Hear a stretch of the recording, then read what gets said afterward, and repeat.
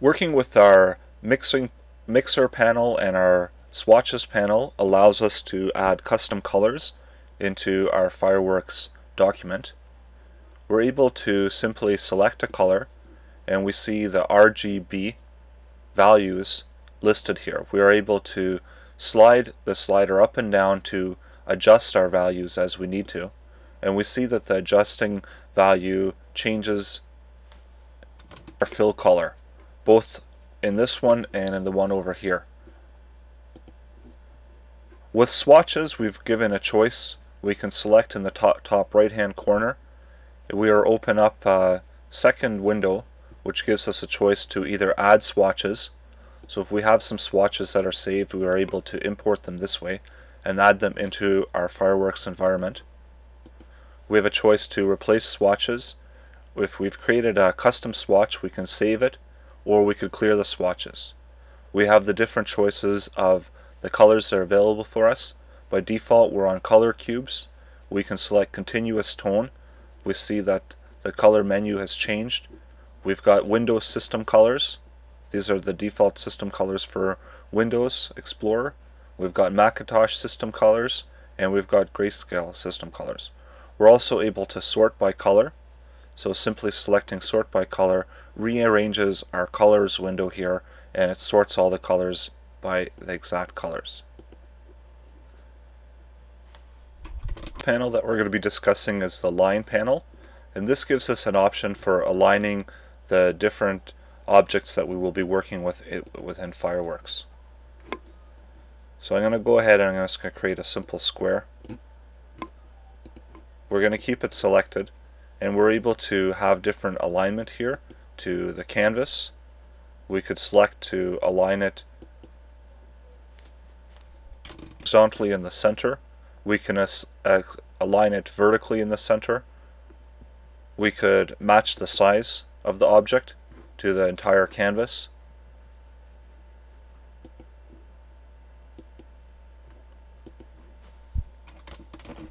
To remember to have the to canvas checked off if we are aligning it towards the canvas.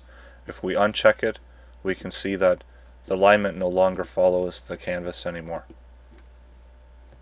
We're also able to have it aligned to different anchors.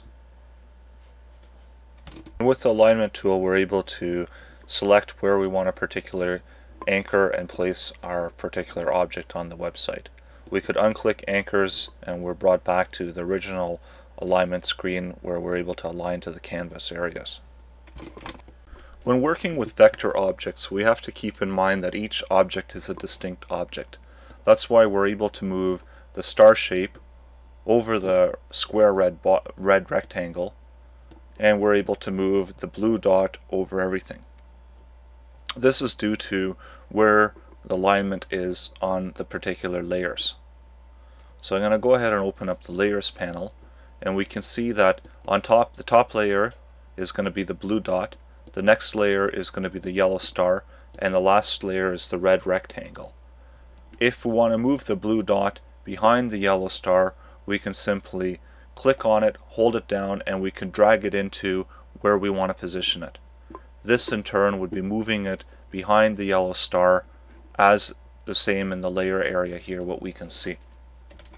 Also able to work with this, if we select an object, we select modify, and we can open up arrange, and I'm just going to bring this particular object to the front, and we see that this is also changed on the layer area, and now our rectangular box is in the front of all the other objects. We have some other options available to us also under modify, where we can arrange.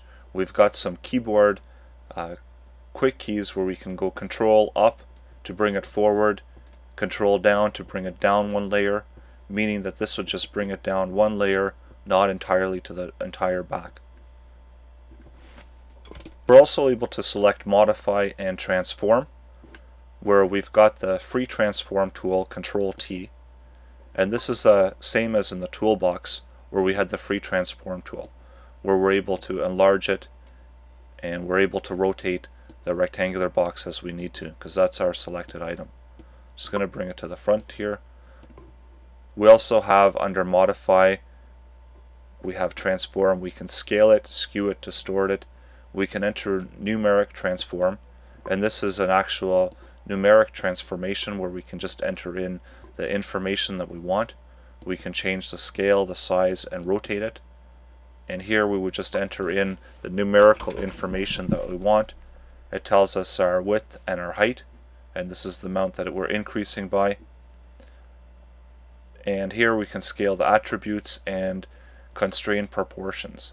So this is why when I entered into the horizontal area, the vertical also changed. If I unclick this, I'm able to enter in information separately, and I could select OK.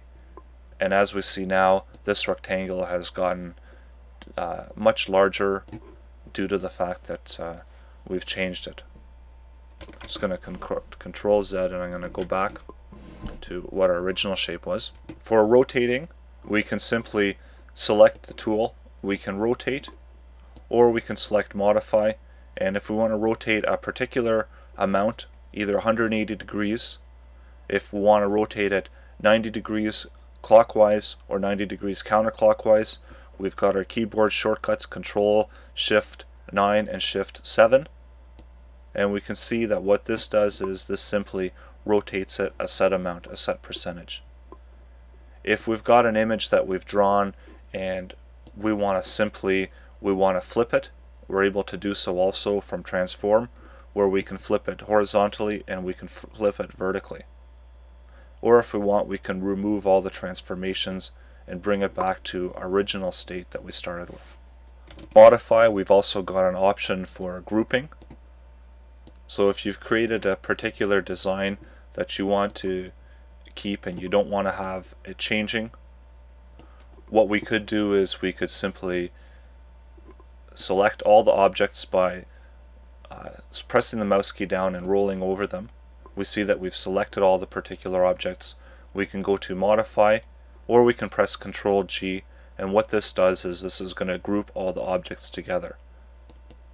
And as we see now, we've got one group instead of a bunch of separate objects. Able to move them around, we're able to edit the different colors. If we need to, we can move over them as we need to and change the colors. Features such as the erase that we're not able to do in the grouped setting, and for this we would have to select the modify, and we would have to ungroup our particular selection.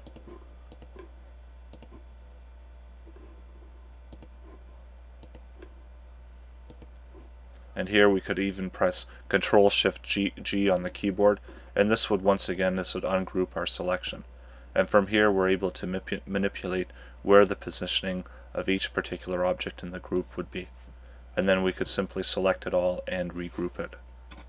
If we want to convert this object into a bitmap, we could select Modify and Flatten, or we could press Control Alt Shift Z, and what this does is this flattens all the different layers, creating one bitmap image that we now have to work with.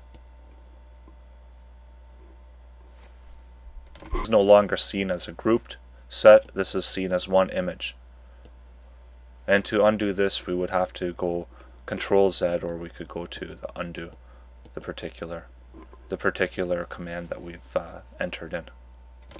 Another option that's available to us under Modify, we've got the join and the split, which is similar but a little bit different than what you were doing with grouping. When we join it, we're going to see what happens, that we've got some of the attributes that are going to be the same and it's spread across. So right now we were using blue. We could change the color of this particular object that we were working with, and this is now a joined object. It's going to function as one object. We see that it's not like the grouped where it's got the square around it. We are actually able to manipulate all the individual points as we need to. Now we can go to Modify and we can split it. Once we split it, it's going to keep the same colors that we were with the joined object, but we do see that the object has been split, and once again we've got 4 separate objects instead of one main object. And we see that the changes that were made when they were joined do stay with the object when they are split. Under Modify, we also have some choices of altering the paths, where we can simplify a path. I've got the circle object selected right now, so I'm going to simplify it. It asks us by the amount we want to simplify it. I'm just going to take 10 and select OK, and we see that this object now has been simplified to the amount of paths that we have available for us. We can also alter the path, and we can insert a path. We can expand the stroke. If we expand stroke, it also gives us an option of the width that we want to expand by, the corners that we want to have, the midder limit, and the end cap. I'm just going to select OK, and we see that what happens here is we've had we've expanded our stroke, and that's what the value that we've created, and our stroke has been expanded, and we're able to see that in this particular object. We're also able to insert paths if we need to, and here it's going to ask us in the direction of the path we want to insert, on the inside, on the outside, the width. We've got the corner option, and we've got the meter limit also. When we were working with the meters, we would set it to the edge to a corner that's either round or beveled, and we'd set the limit to the point at which the meter corner automatically would become a beveled corner. Also able to adjust the fill with the alter path, where we've got hard fill, which we already have selected now, and I'm just going to change it to the opposite, to a feather fill, and we see what happens, that this object now has a feather fill, and we can see that too when we select it under the properties, that our edge is now feather. If we change it, we can change it to hard. This is another way to change the properties, or we can select for Modify and we can change the properties over there. Under Modify, we also have some more choices where when we're combining paths, we've got some choices for Union, Intersect, Punch, and Crop.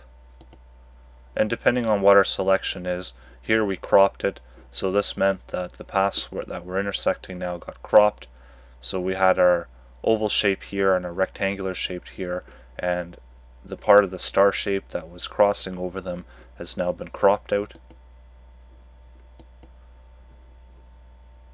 We're able to intersect, we're able to punch, and we've got union as different options for when we're combining the different paths of the vector objects.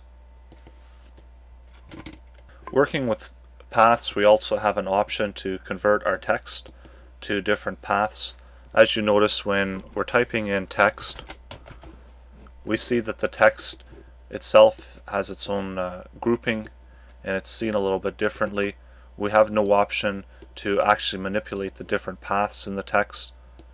We can change the size of the text box, but we're not able to manipulate the different text within. In order to do so and to change the paths, we've got an option to convert to paths, Control-Shift-P, where we could select under text, convert to paths. And now we see that we're able to see all the different paths that are available to us in the text object. And I can select on the T, and I can edit the T just like I would with any other vector shape, and I could manipulate it to be seen any particular way that I want it to be seen. And we'll just go back to the normal, and we see that this text now has been edited, the paths have been edited, and its appearance has been manipulated through the converting to path option. And now we see that the text no longer is seen as one single object, and we no longer have the choice to convert to paths. We don't have most of the options that were available to us when it did see it as a text object inside of our graphic that we were working with. And we can take the individual pieces of text and manipulate them as we need to on our object.